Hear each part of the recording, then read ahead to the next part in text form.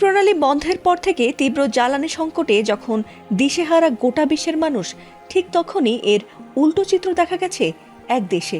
সেখানকার ব্যস্ত রাজপথে ব্যক্তিগত গাড়ি, যাত্রীবাহী বাস, এমনকি দ্রুতগামী মোটরসাইকেল সবই চলছে এমন এক অভিনব জ্বালানি দিয়ে, যার উৎস মাটির নিচে নয়, বরং ওপরেই। ভাবছেন কি সেই যুগান্তকারী জ্বালানি? গরমের দিনে তৃষ্ণা মেটাতে অলিগলিতে দেখা মেলে আখের রসের, কিন্তু যদি বলা হয় যে সেই আখের রসেই চলবে যানবাহন, শুনতে অবাক লাগলেও সত্য যে এই অসম্ভবকেই এবার সম্ভব করে দেখিয়েছে সেই দেশটি। দেশটি হলো দক্ষিণ আমেরিকার দেশ ব্রাজিল।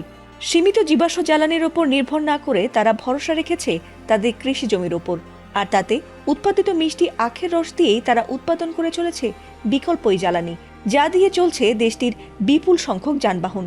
কিন্তু প্রশ্ন যে এই বিস্ময়কর জ্বালানি তারা কিভাবে তৈরি করে, এর নেপথ্যে রয়েছে স্রেফ বৈজ্ঞানিক কারিশমা। দেশটি বহুদিন ধরেই সীমিত জীবাশ্ম জ্বালানির ওপর নির্ভরতা কমাতেই বিকল্প পথ খুঁজে আসছে।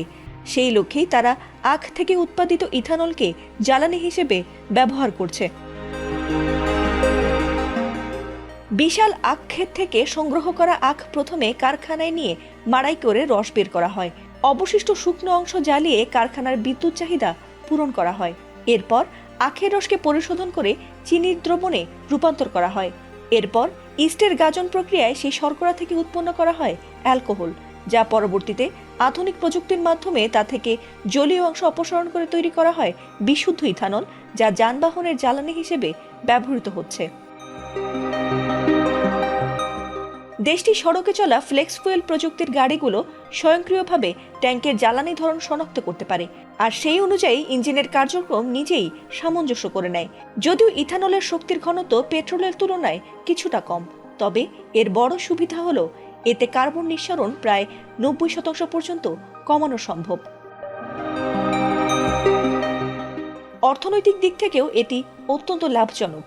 স্বল্প মূল্যে উৎপাদন এবং নিজস্ব কৃষিভিত্তিক জ্বালানি ব্যবস্থার কারণে দেশটি আমদানি নির্ভর জ্বালানি চাপ থেকে অনেকটাই মুক্ত থাকতে পেরেছে। বিশেষজ্ঞদের মতে দীর্ঘমেয়াদী পরিকল্পনা, কৃষি ও প্রযুক্তির সমন্বয় এবং নীতিগত স্থিরতার ফলেই এই অনন্য সাফল্য অর্জন করেছে দক্ষিণ আমেরিকার দেশ ব্রাজিল। ফাতিমা সুলতানা, এটিএন বাংলা।